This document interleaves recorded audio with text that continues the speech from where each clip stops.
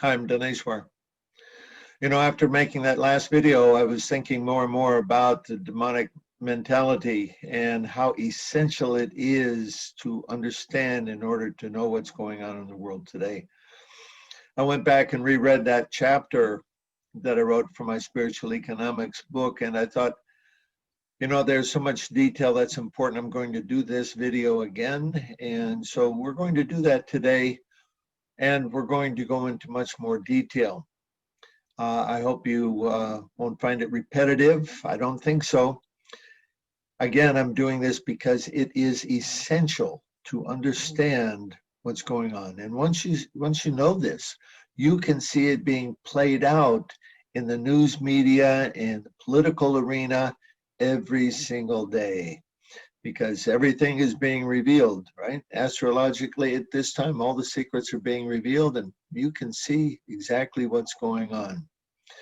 So, without any further ado, we're going to we're going to look at some slides today. I'm going to show you a few things.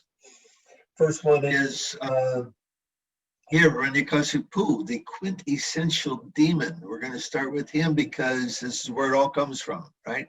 He's the grandfather of all the demons. And the demonic mentality, so much is mine today, and I will gain more according to my schemes. And they've got a lot of schemes. They've had schemes throughout the years. As you mentioned, their first scheme, of course, the only tool that they had was the sword, and so they were using that up until Constantine decided to use religion as a means of control of people. That was around the 3rd century AD, and Christianity became the official religion of the Roman Empire. And so Constantine had control of people by what they believed. So after that time, you did not have freedom of religion. You believe what we tell you to believe. Kind of like what's going on now, isn't it? You believe what we tell you to believe. And if you don't, off with your head. And they're doing the same thing today.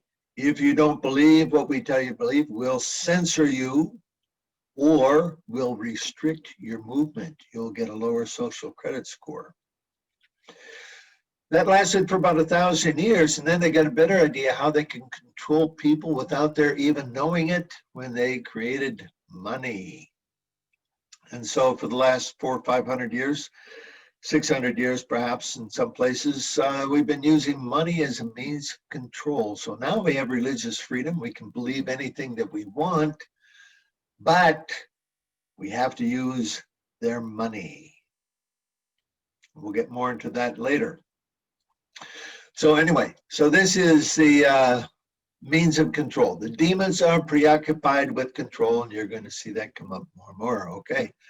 Now here's the next demon. Yeah, one of our modern demons. This fellow's name is Klaus Schwab. He is the chairman of the World Economic Forum. Has been for quite a while, and it is the World Economic Forum along with the Rockefeller Foundation and the UN who are rolling out the Great Reset. And look at here, right? The pandemic. This represents a rare but narrow window of opportunity to reflect, reimagine, and reset our world.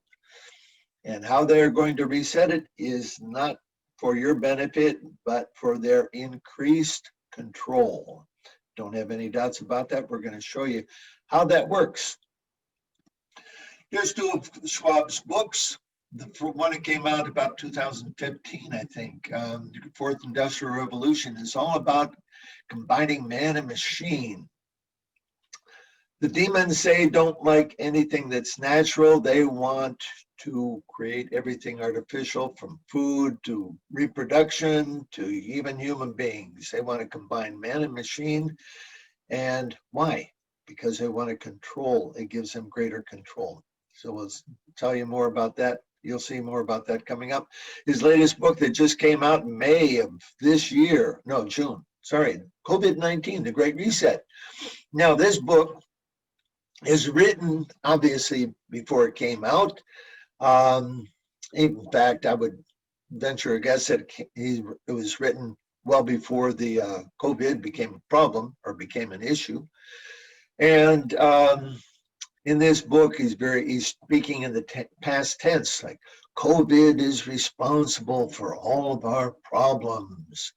For example, the worldwide crisis triggered by the coronavirus is our defining moment. It's bringing economic disruption of monumental portions. Well, it's not. COVID didn't do anything.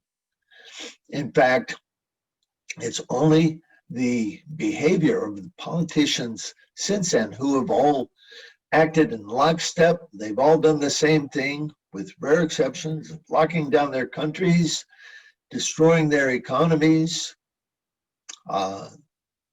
using COVID as an excuse. He goes on, creating a dangerous and volatile period on multiple fronts, politically, socially, geopolitically, raising deep concerns about the environment.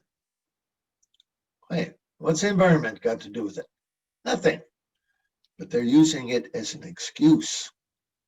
No industry or business will be spared from the impact of these changes. This is important to understand. Nobody is going to be spared. Everybody's must go along with this, and here's why. In my spiritual economics book, I have a chapter, Divine and Demoniac Consciousness, and for that chapter, I read a whole bunch of books about psychopaths. And these are some. There's a lot of books out there, and this is a very important subject matter to understand. In fact, I heard of one sannyasi who said regarding my book that I didn't think chapter 16 of the Bhagavad-gita was very important until I read Dineshwar's spiritual economics book. And if you read it, you'll see that it's extremely important. And I should let you know that my spiritual economics book is available on the 2014 release of the database. So if you haven't read it, go there and at least read that one chapter, and you'll be surprised at what you find there. So Scott Peck. Scott Peck is one of the authors back in the 80s? 80s or 90s. He wrote this book, People of the Lie. He was a psychologist who was, in his clinical practice, he found that there are genuinely evil people in the world. And so he made a study of it, and he reported what he found in this book. This became a best-selling book, like all of Scott Peck's books, because it gives us insights into what's really going on in the world. So here's what he says about evil people. Evil people are narcissistic, lack empathy, extremely greedy, bald-faced liars, and respect only raw power. Does that sound like Hiranyakashipu? That's it. Psychopaths or rakshasas or narcissists, whatever word you want to use, this is what they are like. They do not respond to kindness or gentle persuasion. Can you understand that from the political arena? Or if you're getting all of the news, you should be able to see that very plainly. They create confusion, frustration, angst, and futility in their dealings with others, regardless of whatever level that's on. And while often subtle, their destructiveness is remarkably consistent. They seek to avoid incrimination, steadfastly refusing to acknowledge their wrongdoing, and instead engage in scapegoating and projecting their misdeeds onto others, right? They are perfect. There's nothing wrong with them. They are trying to be God, and God can't be wrong.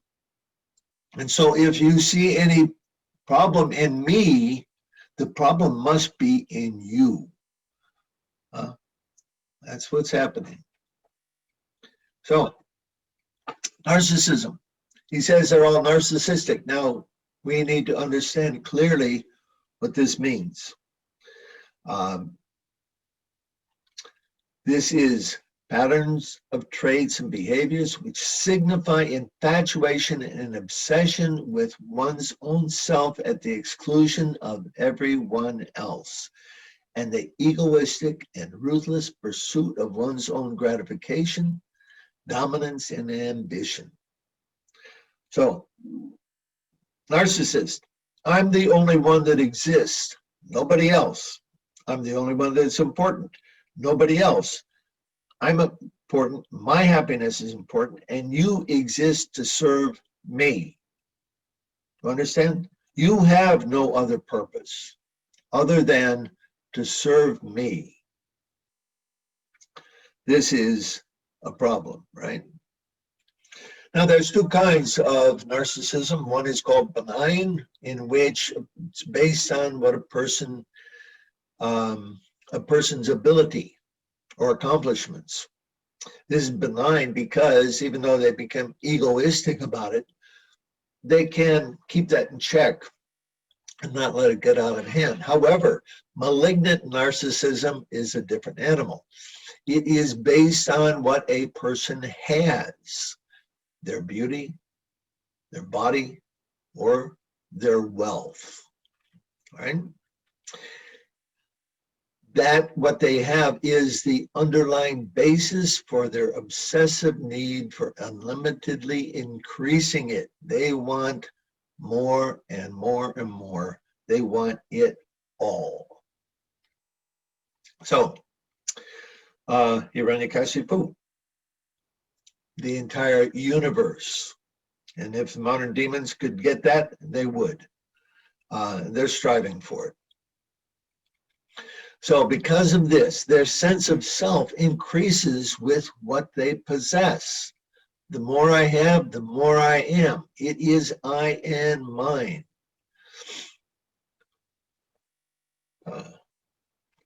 So Scott Peck, another psychologist, Otto Kernberg, another psychologist, he explains that malignant narcissism is very much connected with evil and the clinical forms that evil takes, such as pleasure and enjoyment in controlling others, making them suffer and destroying them. Are you suffering in your home, being locked up for the holidays? Guess what? They take pleasure in that. It makes them happy that you are suffering. Moreover, many people, right, they trust the government. Whatever the government says, the government is acting for my best interest. They take pleasure in using that trust and confidence to exploit and destroy them. No question about it. So your business is failing? Ha ha ha. Good. We're happy. Huh? You're committing suicide, drug overdoses, family fights because of the lockdown? Good. That gives us pleasure. Try to understand this. This is not normal human thinking.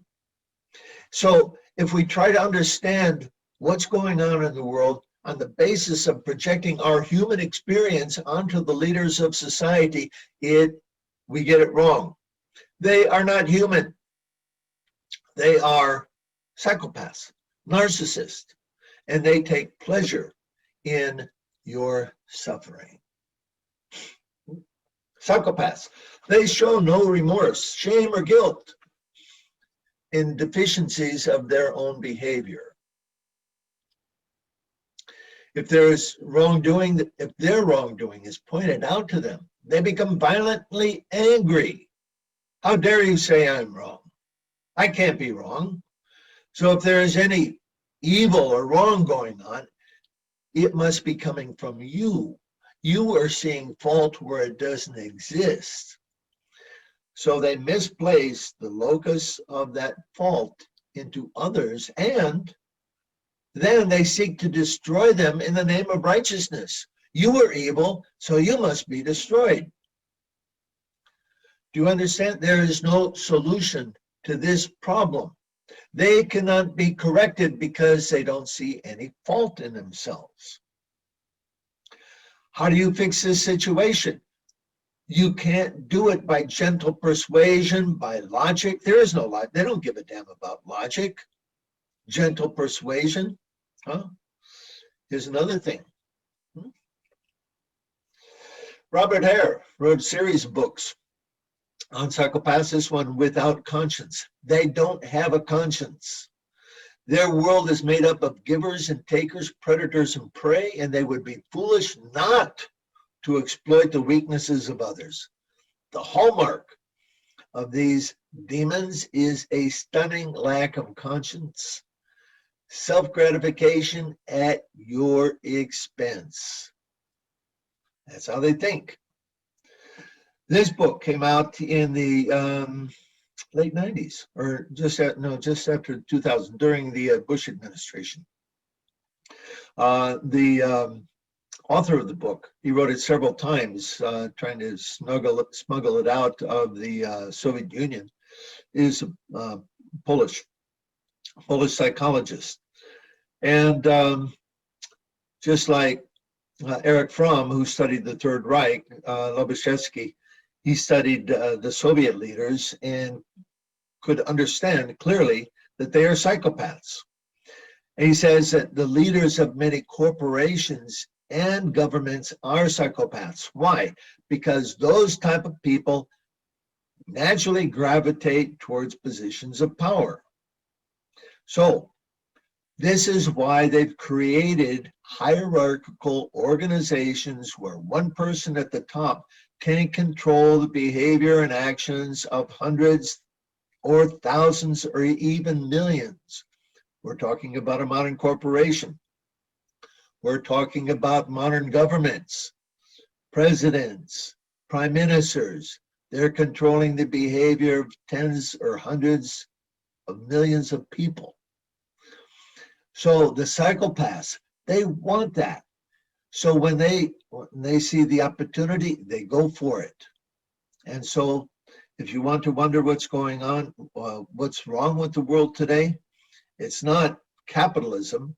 Although they're trying to say that capitalism is the fault. No, it's the psychopaths who are using the capitalist system to destroy the world, to destroy people, to enrich themselves.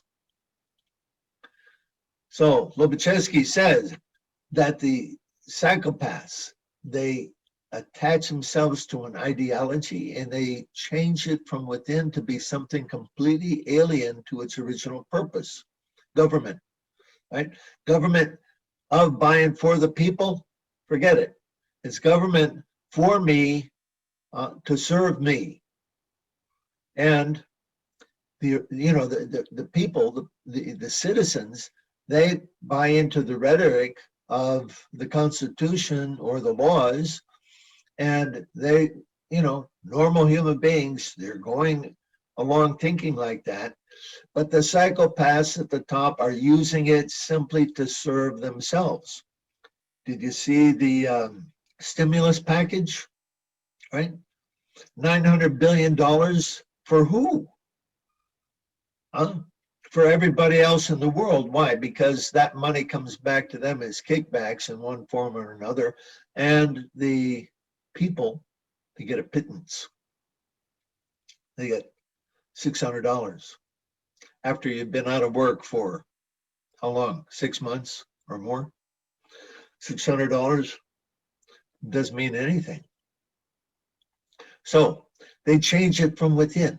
It's there to serve them, not you. So we've got a problem. They are entrenched in government, in corporations, and they're using their control the way it's been set up, top-down control. They're using it to happily control you and everyone else. And if you've got a problem with that, good. That makes them happy. Okay, if you think that was it, no, there's not. There's more. Unfortunately, some more bad news about these people. Eric Fromm, the German psychologist, he described further aspects about the demonic personalities, the three orientations directed against life, which in their malignant and gravest forms converge to form a syndrome of decay. This represents the quintessence of evil, and at the same time is the most severe pathology and the root of the most vicious destructiveness and inhumanity. This describes real people or demons. This is what they are like. Now, besides narcissism, one of the three is necrophilia. Now, necrophilia is sometimes thought about a fascination with the dead. That's true, or wanting to have sex with the dead, but basically it's a love of all things that are dead. In pure psychological terms, the person with this orientation is fascinated by everything that is not alive. In fact, generally what they want to do is to convert life into something dead, something that is not alive. So this is necrophilia. And necrophilia, by the way, has become the orientation of our entire society due to the fact that most of the people in this world share this same attraction for dead things. Now, that's not an exaggeration. What does that mean? That's simply another way of saying that we live in a materialistic society because, after all, material things are dead. So, regarding the necrophile, here's what Fromm writes. The necrophilious person loves all that does not grow, all that is mechanical. The necrophilious person is driven by the desire to transform the organic into the inorganic, to approach life mechanically, as if all living persons were things. All living processes, feelings, and thoughts are transformed into things. The fourth industrial revolution, isn't that exactly what they're trying to do? They're trying to turn people into machines.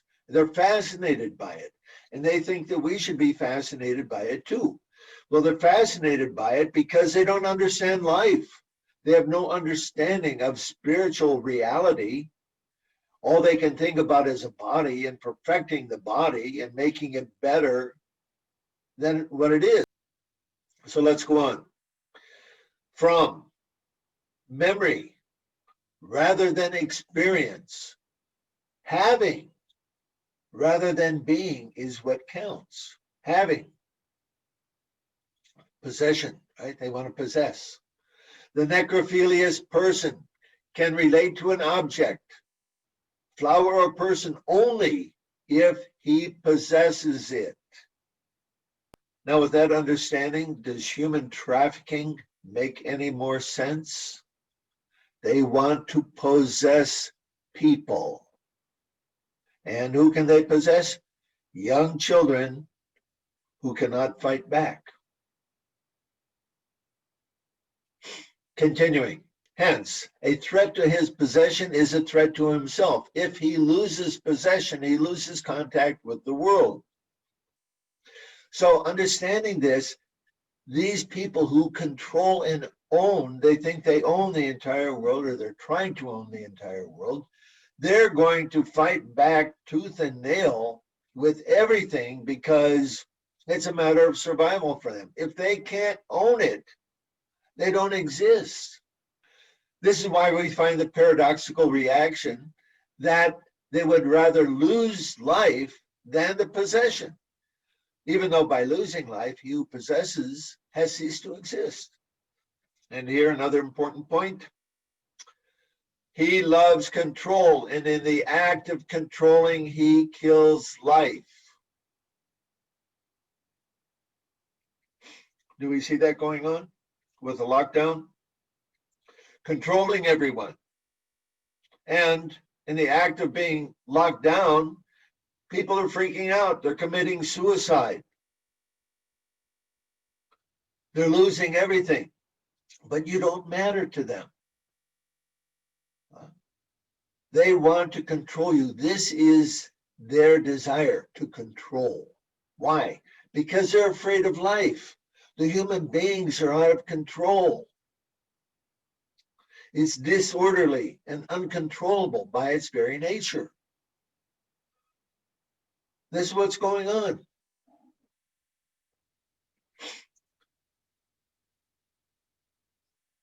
Apply this to everything that's going on in the world today, and we find that it makes much, much more sense. And now one last final statement about the necrophile. An extremely significant characteristic of the necrophile is his attitude toward force. All force is, in the last analysis, based on the power to kill. I may not kill a person, but only deprive him of his freedom. I may want to humiliate him or take away his possessions. Isn't that what's going on? But whatever I do, behind these actions stands my capacity to kill and my willingness to kill. The lover of death necessarily loves force. For him, the greatest achievement of man is not to give life, but to destroy it. The use of force is not a transitory action forced on him by circumstances. It is his way of life. These are the world controllers. This describes the demonic elements that are controlling this world and are creating havoc all across the world. These people are not human. They may appear to be human, but as Srila Prabhupada said, the only way that one can distinguish between an ordinary person and the demoniac is not by looking at them, but by their actions. And we see their actions. Everybody can understand these people are evil. And what we are engaging in right now is a battle between good and evil. Now, with this explanation from this video, we can understand in more detail what that evil is like. Now, the good news is there are tests to determine who is a psychopath. We don't have to be guessing about this. I suggest we pass a law that no psychopath can hold a position of power either in the government or in corporations. No office holders can be psychopaths. If we can do that and put that law into place, this can change a lot. Understand, they get at the top of these organizations, political or economic, and they use the power that they have in those positions to control and destroy. And that's exactly what's going on in the world today.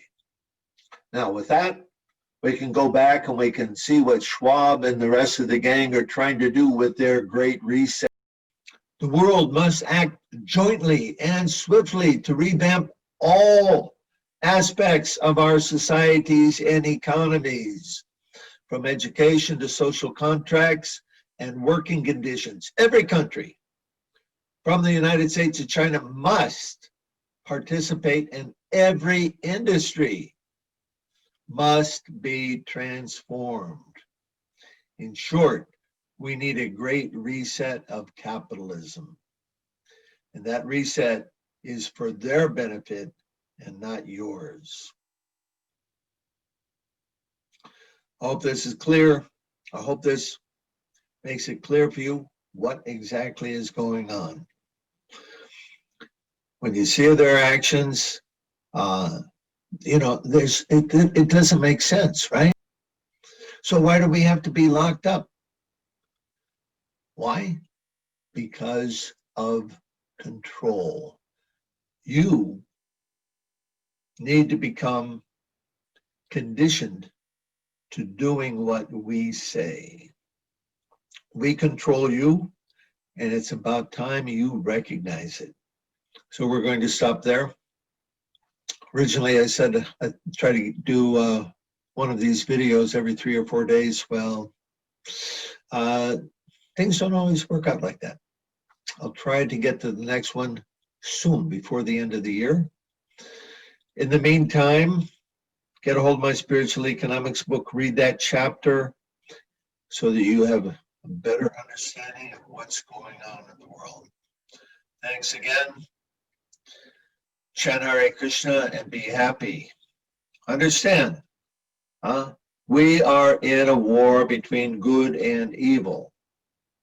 And how are we going to deal with that? These demons, they only respect raw power. How much of that do you have? You've got a 9mm gun, or you got an AK-47, something like that. It's nothing. That's not enough power. So we need some other help. We need the help of Krishna, God. In this age, Krishna incarnates in the sound of his holy name, and he's completely present in that sound with all of his potencies. The solution to this problem of the demons grabbing greater control is to increase the chanting of the Hare Krishna mantra, asking the Lord for his grace to help everyone.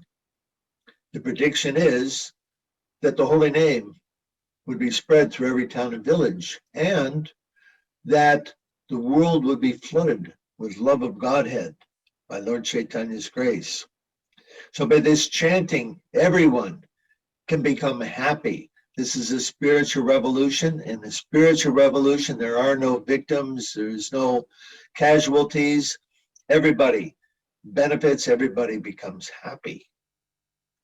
So we need to roll out the spiritual revolution, the chanting of Hare Krishna, Krishna Krishna, Hare Hare, Hare Rama, Rama Rama, Hare Hare, and call on the Lord to save this world, because we need him. Hare Krishna. See you soon.